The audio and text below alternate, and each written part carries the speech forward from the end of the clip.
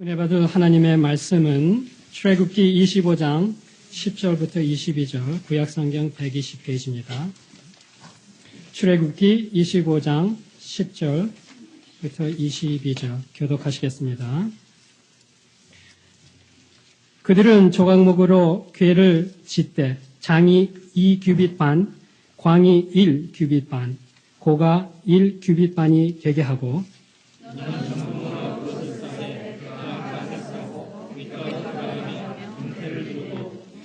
금고리 넷을 부어 만들어 그 네 발에 달되 이 편에 두 고리요 저편에 두 고리며 그 채를 궤 양편 고리에 꿰어서 궤를 매게 하며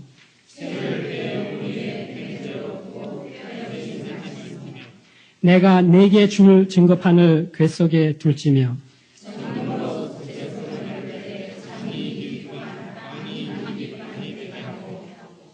금으로 그룹 둘을 속죄소 두 끝에 쳐서 만들되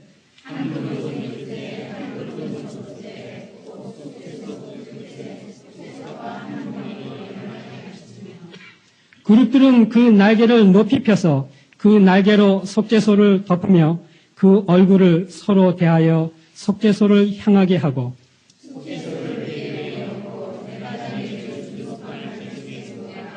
다 같이 거기서 내가 너와 만나고 속죄소 위 곧 증거궤 위에 있는 두 그룹 사이에서 내가 이스라엘 자손을 위하여 내게 명할 모든 일을 내게 이르리라. 아멘. 히브리서 9장 5절부터 3절 히브리서 9장 3절부터 5절입니다. 히브리서 9장 3절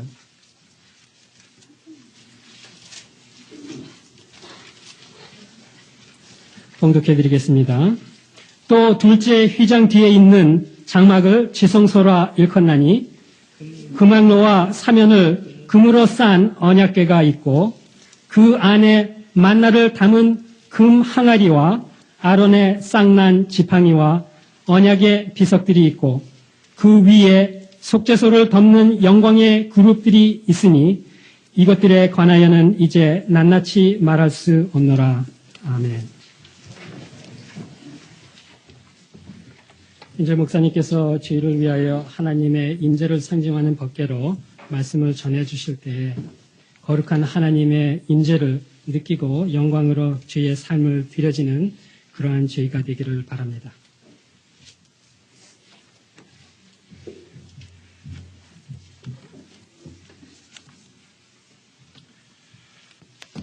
제가 여러분들에게 말씀을 전하기 전에 그 성막이 이렇게 글로만 보면 참 그림을 그리기가 참 힘들어요. 그리고 제가 여러분들한테 그 그림을 말로 설명하려면 제 말의 어휘력이 참 부족하다는 걸 많이 느끼기 때문에 오늘은 제가 그림으로 먼저 보여드리고 설명해드리고 그리고 설교를 하겠습니다. 저게 그 성막의 부분입니다. 성막은 세 부분으로 되어 있거든요. 저기 이렇게 벽 안쪽에, 하얀 벽 안쪽에 있는 것을 성막들이라고 하고요. 그리고 그 앞에 있는 것은, 문입니다. 성막에 문이 있고, 이제 사람이 들어오잖아요. 그럼 사람이 들어오면 저 문을 통과해서 저기 번제단으로 들어가서 제물을 잡게 돼 있어요. 저게 번제단이고 처음에 만나는 게, 예, 저희가 번제단입니다. 저기서 짐승을 잡아서 이제 피를 가지고 그 다음에는 두 번째 있는 게 물두멍이라는 데입니다. 저희가 뭐 하는 데냐면 손을 씻고 이게 머리를 씻고 귀를 씻고 눈을 씻고 이러고 들어가는 데예요.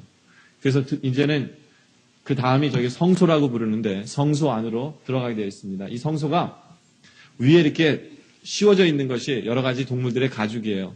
4가지 종류의 처음에 실과 이제 3가지 종류의 가죽으로 이렇게 덮여 씌워 있는데 다 의미가 있어요. 제가 나중에 다 설명해 드립니다. 이게 다 씌워져 있습니다. 그래서 그 성소 안에는 이제 두 부분이 들어있어요. 성소와 지성소라고 나눠지는데 이제 그 다음번에 보면 소관이 좀 더 잘 나와 있습니다. 위에 덮어 씌운 걸 이렇게 치워버리면 소관이 저렇게 생겼습니다. 그래서 처음에 들어가는데 성소고 그 안에가 지성소입니다. 그런데 휘장이 두 개가 있죠. 처음에 들어갈 때 문에 휘장이 있고 두 번째 안에 휘장이 또 있습니다. 예수 그리스도께서 십자가에 달려 돌아가실 때 찢겨진 휘장이 첫 번째일까요? 두 번째일까요? 두 번째죠. 두 번째가 예수님께서 십자가 달려 돌아가실 때 찢겨진 휘장이 저 안에 저기 있습니다. 그리고 성소 안에는 먼저 앞부분의 성소 안에는 뭐가 있냐면 떡상, 향단, 그 다음에 금촛대 이게 있어요. 나중에 다 보여드릴 겁니다. 그리고 소관으로 들어가면 이제 지성소라고 그래서 저희가 most holy place, holy of the holy라고 해서 가장 거룩한 곳이라고 합니다. 왜냐하면 하나님이 그곳에 항상 임재해 계시기 때문에. 그런데 그 안에는 법궤밖에 없어요. 그 안에는 법궤만 만들어져 있습니다. 그래서 오늘 특별히 법궤에 대해서 저희가 말씀을 전했는데 법궤가 어떻게 생겼는가 하면 이렇게 생겼어요. 오늘 우리가 읽었던 본문 말씀이 법궤가 어떻게 생겼는가, 어떻게 만들라 하는 것이 저렇게 만들라는 겁니다. 그래서 위에 이렇게 뻗치고 있는 것이 두 그룹이라는 거예요. 뭐 어떤 사람은 이렇게 생겼다 그러고 어떤 사람은 이렇게 생겼다 그러고 하는데 저 그룹은 천사의 모양을 갖고 있는 거예요. 그래서 저 두 그룹이 뚜껑에 같이 붙어 있습니다. 그래서 오늘도 보면은 그룹이라고 그러고 영어로는 체러핌이라고 그랬는데 그것이 저기에 붙어 있고요. 그리고 성경에 보면 채라고 나오는데 채가 뭐냐면 저렇게 손 잡아서 이렇게 운반할 때 쓰는 거를 채라고 그래요. 그 채가 있고 옆에 그 채를 넣는 그 고리도 만들라고 오늘 성경이 그러거든요. 고리도 있고요. 고리 있죠. 그 채를 꼽는 고리가 4개 달리고 채. 그래서 누구든지 저 법궤는 직접 못 만져요. 그래서 오직 만질 수 있는 것은 저 채만 만져요. 채를 들고 운반하게 되어 있어요. 왜냐하면 성막은 움직이게 되어 있기 때문에 저것을 레위인들이 저것을 운반하게 되어 있습니다. 그래서 그 다음 장면에 보면은 제사장이 이제 저게 지성소 아니에요. 지성소 안. 저쪽에 휘장이죠. 휘장. 그러니까 반대쪽으로 본 그림이에요. 휘장이고 휘장 앞에 저기 선 사람이 대제사장입니다. 대제사장은 1년에 단 한 번밖에 못 들어가요. 속죄제를 드릴 때 온 백성을 대신하여 제사함을 받을 때 하나님 앞에 제사함을 받기 원해서 들어갈 때 딱 한 번 들어가요. 딱 한 번 들어가서 대제사장이 피를 이제 아까 번제단에서 잡은 피를 가지고 가서는 그 피를 어디다 뿌리느냐 하면 두 그룹 사이에 중간에 있는 속죄소라는 건 뭐냐면 뚜껑이에요. 법궤의 뚜껑. 거기 위에다가 이렇게 뿌립니다. 그래서 멀시 카버라고 얘기하는데 한국말 또 다른 말로 하면 시은자라고 들어요. 시은자라고 얘기도 해요. 그 뚜껑을. 거기다가 이 피를 뿌려요. 피를 뿌리는데 저 부분이 얼마나 거룩한 곳이냐면 대제사장이요. 하나님의 임재를 저기서 경험하는 곳이에요. 근데 만약에 이스라엘 백성들이 제사함을 못 받으면 대제사장은 저기서 죽습니다. 그렇기 때문에 대제사장이 들어갈 때 옷단에다가 그 구슬, 방울을 달고 다녀요. 그래서 이렇게 들어갈 때 딸랑딸랑딸랑 거려요. 그리고 이 뒤에다는 끈을 묶어서 들어가요. 그래서 뭐냐면 혹시 저 사람이 죽으면 꺼내줄 사람이 아무도 없어요. 들어갈 수가 없으니까. 그렇기 때문에 끈을 묶어서 들어가요. 그래서 암만 기라도 죽었다라고 생각되잖아요. 그러면 끈을 잡아 당겨야 돼요. 그럼 끈에 끌려서 저 사람은 나오게 돼 있어요. 하나님께서 대제사장이 온 백성의 죄를 사함을 받기 위해서 들어가는데 하나님께서 no 이렇게 해버리시면 저 사람은 죽는 거예요. 그러니까 항상 떨리는 마음으로 들어갑니다. 성경에 보면 사가랴라는 요한의 아버지 있죠. 세례 요한의 아버지. 하나님한테 무슨 계시를 받느라고 너무 오래 있으니까 사람들이 죽은 줄 알았다 그랬잖아요. 예? 바로 저기예요. 가장 거룩한 곳. 왜냐하면 하나님께서 임재하시는 곳이기 때문에. 그런데 도대체 법궤 안에 뭐가 들어있길래 하나님께서 임재하를 상징하는 걸까? 보면요. 법궤 안에 뭐가 들어있냐면 법궤 안에는 3가지가 들어있어요. 보면 첫 번째로 금 항아리가 있죠. 저기. 금 항아리가 있거든요. 금 항아리가 안에 뭐가 들어있죠? 만나가 들어있죠. 금 항아리가 있고요. 그 다음에는 십계명의 돌판이 있고요. 십계명의 돌판 그리고 아론의 싹이 난 지팡이가 있어요. 이거 여러분들 대부분 사람들이 싹만 난 줄 아는데 싹만 난 거 아니에요. 싹이 나고 꽃이 피고 열매까지 맺었어요. 하루 만에. 무슨 열매가 맺었는지 아세요? 무슨 열매가 맺을까요? 살구 열매가 맺었어요. 살구 열매가. 그러니까 살구나무에 저게. 예? 그래서 싹이 나고 꽃이 피고 열매가 맺었어요. 저기서. 그것이 아론의 지팡이가 저 안에 들어있습니다. 저거 위로 저게 이제 두 그룹이 딱 붙어있는 뚜껑이 그 위로 덮이게 되어 있어요. 아시겠죠? 저것이 오늘 우리 읽은 본문 말씀에 하나님께서 이렇게 만들라라고 얘기하시는 거예요. 아시겠죠? 근데 특별히 저 뚜껑을 만들 때 하나님께서 이렇게 얘기하세요. 쳐서 만들래요. 쳐서. 망치로 쳐서 만드는 거예요. 금을요, 이게 주물에 넣어서 이렇게 부어서 만드는 게 아니라 금 판때기로 만들어서 금을 이렇게 구부려 갖고 쳐서 만드는 거예요. 아시겠죠? 이게 다 의미가 있어요. 하나님께서 그렇게 하시는데. 근데 굉장히 그걸 강조하세요. 쳐서 만들라라고 얘기하시면서 오늘 본문 말씀에 보면 22절에 이렇게 끝납니다. 거기서 내가 너와 만나리라. 이렇게 끝나요. 거기서 내가 너와 만나리라. 다시 말해서 대제사장과 하나님이 만나는 곳이에요. 또 다른 말로 하면 하나님의 임재가 저곳에 있었다는 거예요. 지성소에 하나님의 임재가 있으셨다는 거예요. 그리고 대제사장이 하나님께 속죄제를 드린 그것 자체가 우리는 뭐라고 얘기하냐면 예배라고 얘기해요. 예배. 지금의 예배를 드린 거예요. 대제사장이 예배를 드렸습니다. 예배를 드렸는데 대제사장이 하나님의 임재를 경험한 거예요. 거기서. 왜냐하면 하나님께서 내가 너와 만나겠다. 저는요 오늘 말씀을 통해서 우리 성도들이 하나님의 임재를 경험하기 원합니다. 특별히 우리가 법궤 안에 들어있는 그 세 가지 물건을 보면 우리 하나님이 어떤 하나님이신가를 알게 되고 우리는 예배를 통해서 바로 그 하나님을 우리는 만나야 된다는 것을 설명하기를 원합니다. 첫째로 법궤 안에 들어있는 것이 무엇이었냐면 만나였습니다. 만나. 우리가 이 만나를 보면서 우리를 하나님을 만날 수가 있습니다. 하나님을 경험할 수가 있는데 어떤 하나님이냐면 우리 하나님은 매일매일의 삶 속에서 만나를 주시는 이스라엘 백성들은 하나님께 주시는 이 만나를 매일매일 먹음으로 살아갈 수 있었습니다. 하나님께서 만나를 내리심으로 인해서 하나님께서는 이스라엘 백성들에게 내가 너희를 돌보는 분이심을 나타내신 거예요. 그 표적을 통해서. 그리고 하나님께서는 지금 우리들에게도 생명의 떡이신 예수 그리스도를 보내시고 매일매일 말씀을 통해서 우리를 돌보고 계십니다. 바로 그러한 분이 우리 하나님이세요. 우리가 이 예배를 통해서 만나야 되는 하나님은 우리에게 만나를 주신 하나님이에요. 좀 말이 이상하지만 또 다른 말로 하면 우리가 이 예배를 통해서 우리는 만나야 되는 하나님은 말씀을 통해서 하나님을 만나야 된다는 거예요. 하나님의 말씀을 통해서 우리는 하나님을 만나야 되는데 여러분들은 매일매일의 예배를 통해서 말씀을 통해 하나님을 만나고 계십니까? 이것을 한번 여러분들에게 물어보시기를 바랍니다.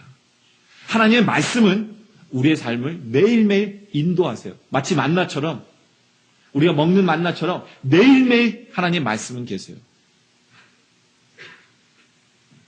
여러분들 하루에 3끼를 먹잖아요. 저는 2끼를 먹는데 보통 2끼를 먹는데 하루에 그냥 한 끼만 먹고 사는 사람을 우리가 뭐라고 하는지 아세요?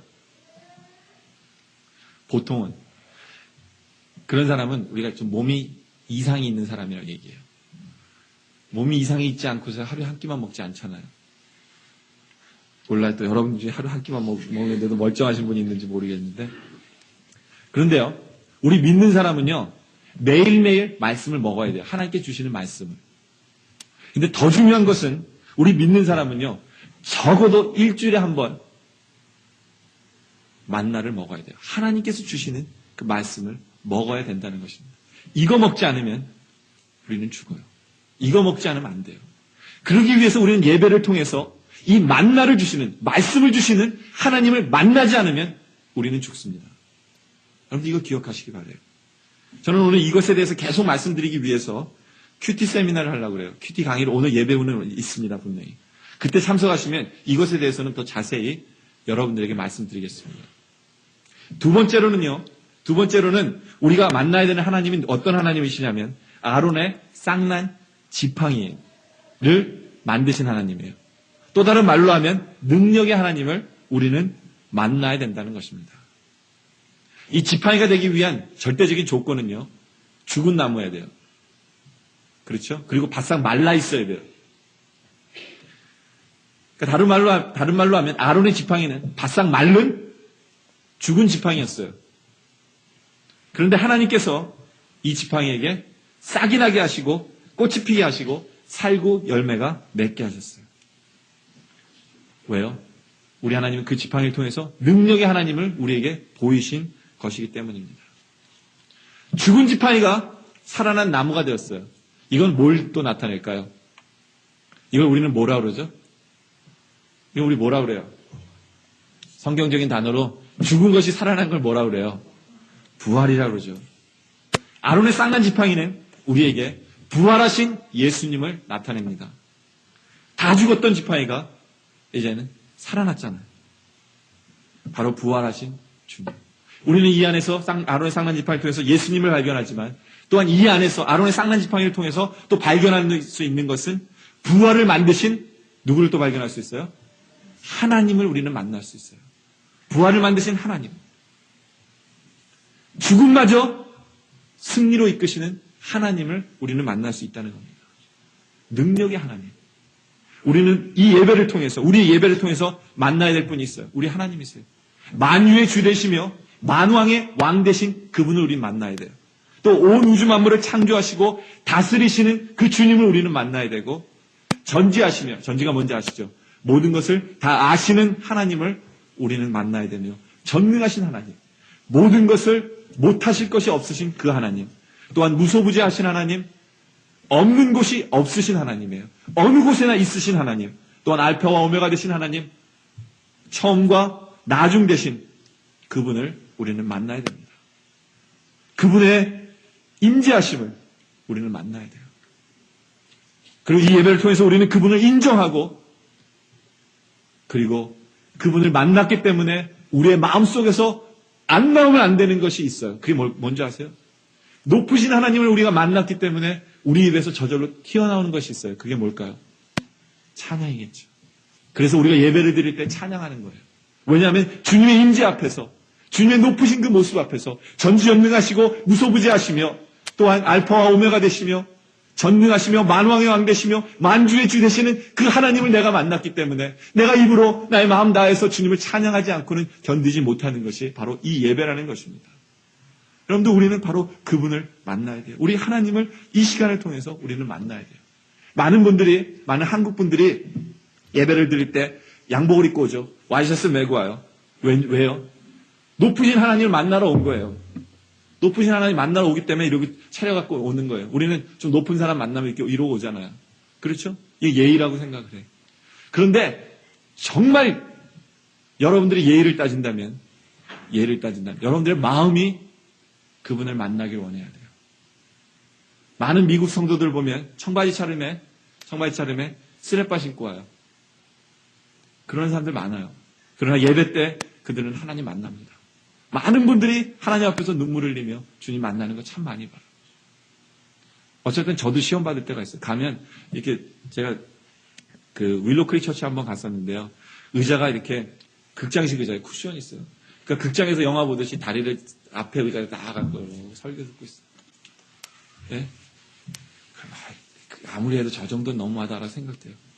근데 어쩔 때 그 사람들에서 눈물을 흘리면서 다시 이렇게 똑바로 앉는 그런 모습 보면 바로 그 사람 정말 만왕의 왕 되신 하나님을 만났기 때문에 눈물을 흘린다는 거예요. 여러분들, 저는 여러분들이 정말 이렇게 준비된 자세로 오는 거 정말 좋아요. 그러나 더 중요한 것은 우리의 마음이 그럼 그분을 만나러 와야 돼요. 그리하여 정말 막대기 같은 우리의 모습이, 마른 막대기 같은 우리의 모습이 예배를 통해서 능력의 주님을 만남으로 인해서 우리의 삶에 싹이 나고 꽃이 피고 열매가 맺어지는 거예요. 여러분들, 능력의 주님을 만나시기 바랍니다. 세 번째로는 십계명이 적힌 돌들이 들어있었죠. 제가 여러분들한테 여쭤볼게요. 9시 예배 참석하신 분들은 대답 안 하셔도 되는데, 이 퀴즈입니다. 이 성경 퀴즈 때 제일 잘 나오는 것 중에 하나인데, 법궤 안에 들어있는 십계명은 그 돌은 깨진 돌일까요? 안 깨진 돌일까요? 그러니까 처음에 모세가 갖고 와서 깼잖아요. 그죠?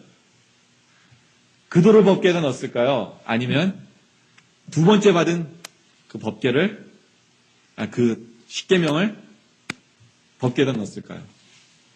아니, 둘 다 넣었을까요? 그건 절대로 아닌데. 여러분들, 뭘 넣었을 것 같아요? 그리고 왜 그것을 넣었을 것 같아요? 그런 거 한번 생각해 보셨어요?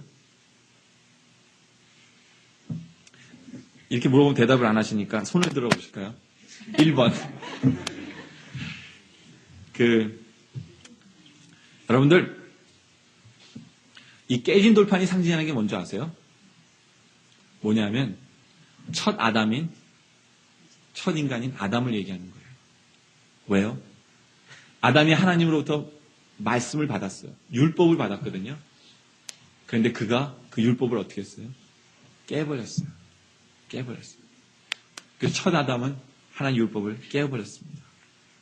그러나 두 번째 아담인 우리 예수님께서는 그 율법을 완성하셨어요. 그럼 법궤에는 뭐가 들어가야 될까요? 네, 두 번째 법궤. 왜요? 우리 하나님을 나타내는 거기 때문에, 하나님을 상징하는 거기 때문에 두 번째 그 십계명이 들어갑니다. 깨어지지 않은 십계명. 그런데 우리가 이 부분을 자세히 봐야 돼요. 하나님께서 십계명을 법궤에다 넣으라고 하신 것은 어떤 하나님을 경험하라고 하나님께서 하나님 임재를 경험하라고 넣으신 거냐 하면 바로 공의의 하나님을 경험하라는 거예요. 너희는 법을 지켜야 된다. 나는 법 지키는 하나님이다. 난 공의의 하나님이고 나는 거룩한 하나님이기 때문에 너희도 그래야 된다. 이것을 강조하시기 위해서 하나님께서는 이것을 넣으셨어요. 이 부분이 있기 때문에 저 법궤에는 아무나 못 들어갔던 거예요. 아시겠어요? 바로 이 법궤가 있기 때문에 아무나 못 들어갔어요. 구약에 보면 법궤를 운반하다가 뚜껑이 벗겨진 적이 있어요. 근데 이제껏 사람들이 법궤 만든부터 뚜껑을 열어본 사람이 있었을까 없었을까요? 없었어요. 왜요? 법궤를 만지면 죽어요. 어떻게 뚜껑을 열어봐요? 안 그래요? 근데 뚜껑이 열렸어요. 운반하다가. 그러니까 사람들이 어떻게 생각했겠어요? 여러분들 같았으면 보고 싶겠어요? 안 보고 싶겠어요? 지금도 보고 싶죠? 지금도 여러분들 앞에 법궤가 있는데 뚜껑이 열렸으면 뭐가 들었는가 하고 보고 싶지 않으세요? 우리 제가 살던 필라델피아는요, 이 성막을 실제적으로 만들어놨어요. 실제적으로 만들어놨는데 지성소는요, 좀 이렇게 유리를 이렇게 막아놨거든요. 유리를 막아서 이렇게 보게 돼 있다고요. 근데 우리 한국 사람들은요, 호기심이 얼마나 강하냐요. 막아놓은 것까지도 이렇게 밀어갖고 막 보려고 막 이래요. 근데 문제가 거기서 발생했습니다. 이스라엘 백성들이 그래서 운반하다가 뚜껑이 열린 법궤를 보고 그 안에 무엇이 들었나 해서 봤어요. 사무엘상 6장 19절에서 22절에 나온 말씀이에요. 거기 보면 이렇게 썼어요. 벳셈에서 사람들이 여호와의 궤를 들여다 본고로 딴 거 한 거 없어요. 만지지도 않았어요. 뭔가 있나 들여다봤어요. 하나님께서 그들을 치사 몇 명이 죽었는지 아세요? 5만 70명이 죽었어요. 다른 말로 하면 그 마을이 완전히 쑥밭이 되어버렸어요. 그 마을이 쑥밭이 되어버렸어요. 아시겠어요? 보기만 했는데. 그러니까 그 사람들이 뭐라고 고백하냐면 벳셈에서 사람들이 가로되 이 거룩하신 하나님 여호와 앞에 누가 능히 서리요. 이들이 표현하기를 우리 하나님을 거룩하신 하나님이라고 표현했어요. 누가 하나님 앞에 쓰겠느냐. 이 법궤는요 두렵고 떨리는 거예요. 법궤 안에는 하나님의 율법이 있기 때문에 이것이 상징하는 것이 무엇이냐면 우리 인간들이 하나님의 법 앞에서 법을 가지고 하나님을 만나면 우리는 뭐 할 수밖에 없어요? 죽을 수밖에 없다는 것을 설명해 주는 거예요. 우리는 하나님 앞에서 법을 가지고 구원받을 수 없어요. 법을 가지고. 그리고 우리는 하나님의 임재 앞에서 법 가지고 하나님을 만날 수가 있는 존재가 아니라는 거예요. 그렇기 때문에 하나님께서 법궤에다가 뭘 씌웠어요? 예? 뚜껑을 씌운 거예요, 뚜껑을. 그 뚜껑을 뭐라 그런다고요? 이름이 뭐예요? 속죄소라고 그럽니다. 조금 더 어려운 말로 보면요. 성경에는 이거를 다른 단어로도 표현해요. 뭐라 그러는지 아세요? 시은자라 그래요. 시은자. mercy place. mercy cover라고 얘기하는데 그래서 하나님께서는 뚜껑을 씌우는 건데 여러분들 잘 들어보세요. 그럼 이 뚜껑은 무엇을 나타낸 걸까요? 뚜껑은 뭘 나타낼까요, 그러면? 예? 은혜요? 뚜껑은 예수님을 나타내요. 뚜껑. 뭐예요? 우리가 하나님을 직접 만나면 우리는 법과 하나님 만날 수밖에 없어요. 공의 하나님 우리는 직접 만나야 되는데 우리는 죽을 수밖에 없다고요. 그렇기 때문에 예수님이 우리의 중보자가 되셔서 중간에 쓰셔서 하나님과 우리를 연결해 주시는 분이에요. 그것이 바로 그 속죄소가 의미하는 거예요. 속죄소가 의미하는 거라고요. 바로 우리를 위해서 죽어주신 그분. 하나님의 공의를 덮으시는 거예요. 그런데 이 속죄소가 어떻게 만들어지는가 보면 더 확실해요. 하나님께서 속죄소를 만들 때 항상 금으로 만드는데 금을 어떻게 해서, 뭘로 해서 만들라고요? 아까도 말씀드렸죠. 쳐서 만들려는 거예요. 두 그룹을 만들 때도 쳐서 만들려는 거예요. 망치로 쳐서 만들라고 하나님께서 얘기하세요.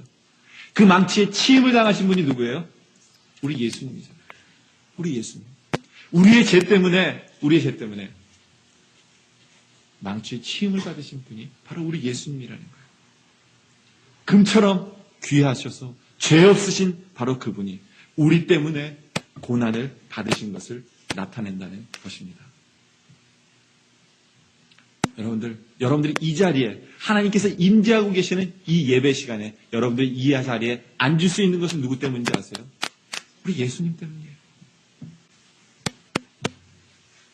공의 하나님 앞에서 우리가 하나님을 앞에 놓고 예배를 드릴 수 있는 것은 우리 예수님 때문에 그렇다. 그리고 여러분들은 공의 하나님을 만나러 오기 때문에 여러분들이 예배를 드릴 때 들어오자마자 뭐 하세요? 무슨 기도하는 거예요, 그게? 네? 회개 기도하는 거예요. 혹시 여러분들 기도하러 왔는데 무슨 기도해야 될지 모르는 분들이 있으세요? 회개 기도예요. 왜요? 공의의 하나님을 만나는 준비를 하는 거예요. 주님, 내가 부족하지만 예수 그리스도 의지해서 주님 때문에 내가 주님 만나러 옵니다. 라고 고백하는 시간이에요. 그냥 주님 용서해 주세요가 아니라 예수 그리스도 의지해서야 주님을 만날 수 있다는 겁니다. 여러분들, 만약에 우리 하나님이 예수님 없이 여러분들 만나면 우리가 어떻게 돼요? 죽을 수밖에 없어요. 그렇죠? 예수님 없이 우리가 만나면. 근데 굉장히 많은 분들이 하나님의 성전에 예배드리러 오면서 하나님의 임재 가운데 우리가 나타나면서 우리가 정말 절실히 회개치 않고 앉아있는 분들이 있어요. 그걸 우리가 좀 이렇게 강한 말로 하면 죽으려고 빽 쓴다는 얘기예요. 그런데 다행인 것은 정말 절실히 회개하는 마음을 갖지 않고 앉은 자에게는 하나님께서 임재하시지도 않는다는 거예요. 다행이라고 얘기할 수 있겠죠. 그러나 우리 성도들은 다행으로서 끝나면 안 돼요.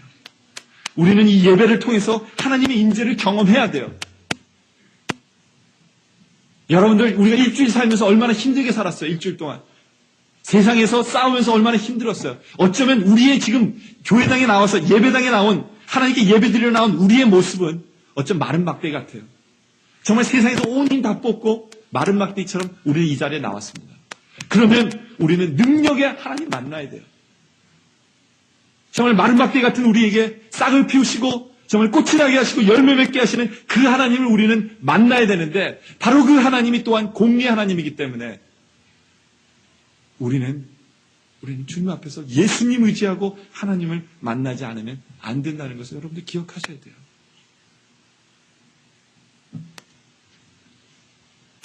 여러분들 그거 아세요? 우리 하나님의 간절한 소원이 있으셨어요. 이 세상을 만드실 때부터 소원이 있으셨는데 그것이 뭐냐면 하나님이 우리와 함께 계시는 것을 소원하셨어요. 그래서 하나님께서 아담과 하와를 만드실 때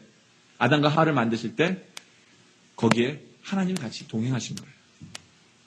하나님이 소원이셨기 때문에. 그런데 아담과 하와가 죄를 짐으로 인해서 하나님 앞에 죄를 짐으로 인해서 그들은 쫓겨나고 하나님과 떨어져 살 수밖에 없었어요. 그러나 하나님의 소원이시기 때문에 내가 그들과 함께하는 것이 소원이셨기 때문에 하나님께서는 그들의 이스라엘 백성들이 광야 생활을 할 때 타버너클을 만들라고 하신 거예요. 성막을 만드시라는 거예요. 왜요? 하나님이 그들과 함께 하시기 위해서. 각 사람과 함께 하실 수는 없었어요. 왜냐하면 예수님이 안 계셨기 때문에. 그러나 하나님이 그들 가운데 계시기 원해서 그들이 다 텐트를 치잖아요. 그럼 그 가운데 성막을 꼭 치게 했어요.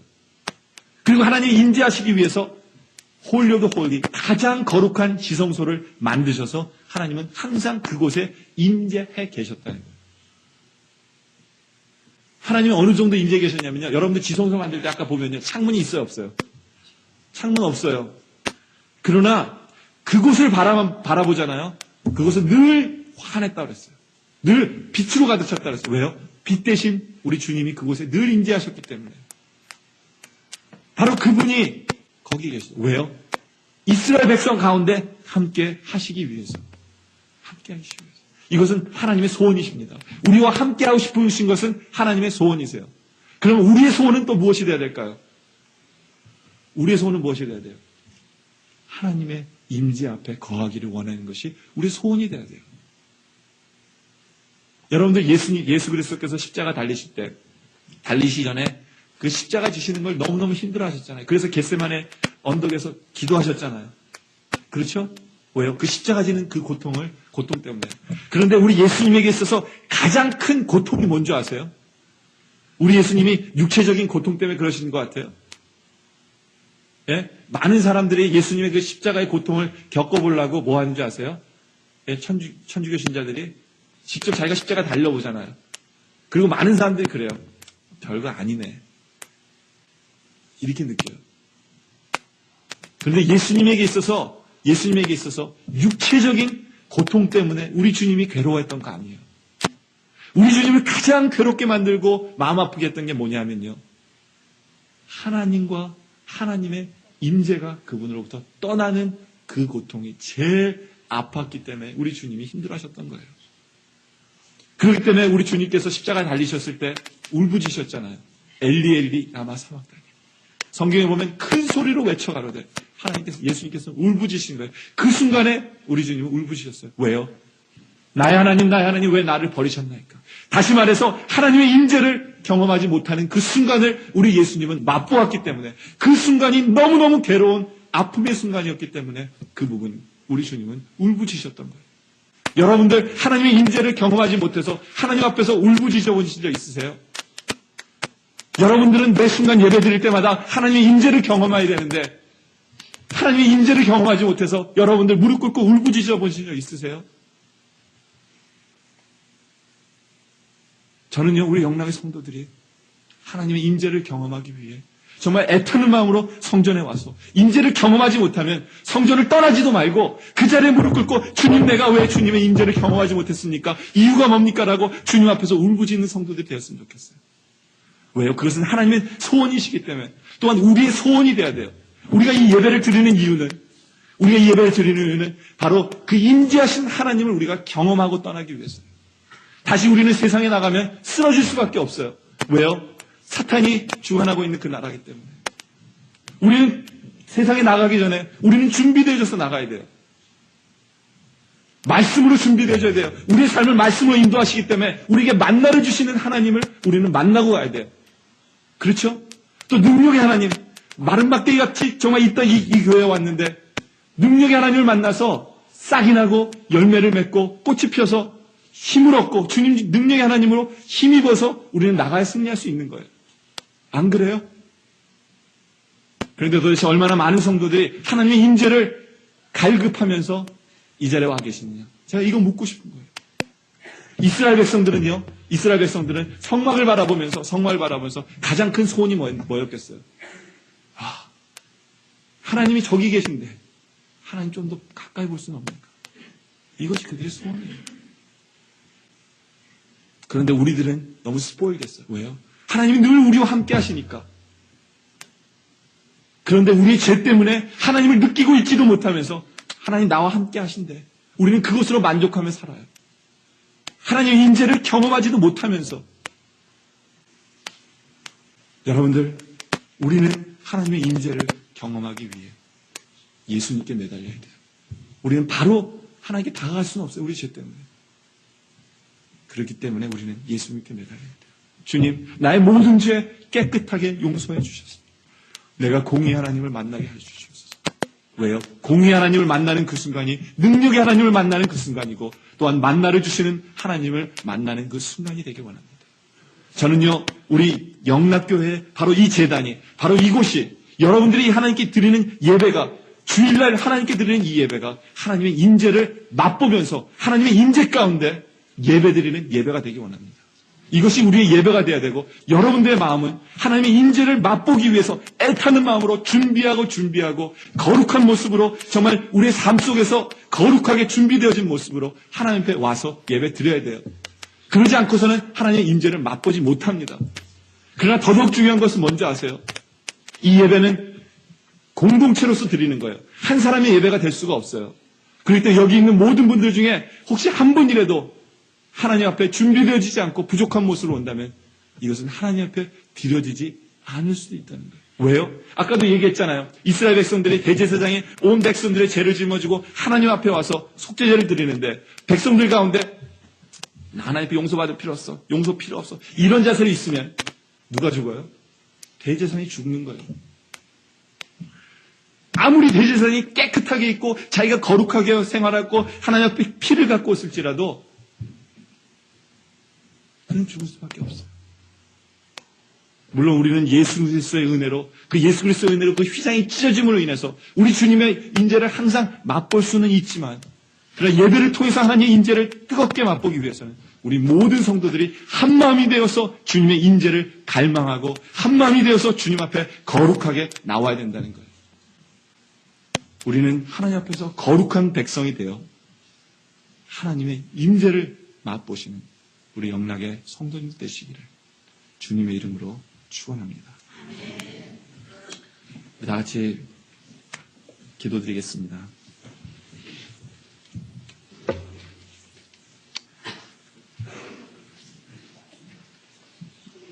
아버지 하나님, 지금 우리 성도들이 이 하나님의 말씀을 통해서 하나님의 임재를 경험했습니까? 아니면 그냥 세상에서 들리는 그러한 말씀으로 우리는 이 말씀을 그냥 받았습니까? 아버지 하나님, 우리의 모습은 주님의 말씀이 이곳에 계시고 말씀을 통해서 주님의 임재가 이곳에 있는데 우리는 그냥 늘 듣던 그 말씀으로 듣고 그냥 그 모든 것 접어듣고 다시 세상으로 나갈 그러한 우리의 모습은 없습니까? 아버지 하나님,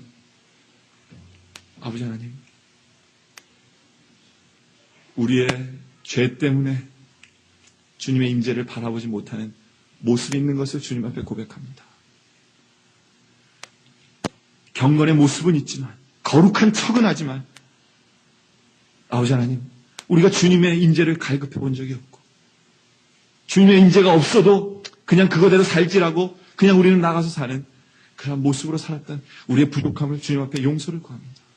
아버지 하나님, 이 시간 우리가 예수 그리스도의 보혈에 힘입어 십자가를 의지하며 주님 앞에 나아오니 아버지 하나님, 우리가 세상에 있었던 모든 죄 이 시간 그리스도의 보혈로 용서하여 주시며 이제 우리가 주님의 임재를 맛보게 하여 주시옵소서. 아버지 하나님, 살아계신 하나님을 우리가 경험하고 돌아가는 시간으로 인도하여 주시옵소서. 그래야 이 험한 세상 우리가 나갈 때 능력의 주님을 힘입어 나가서 승리할 수 있도록 주님 도와주시옵소서. 아버지 하나님, 지금 우리가 앉아있는 이 영락의 제단이 늘 주님의 임재를 맛보며 주님 앞에 뜨거운 예배를 드리는 이 장소 될 수 있도록 인도하여 주시옵소서.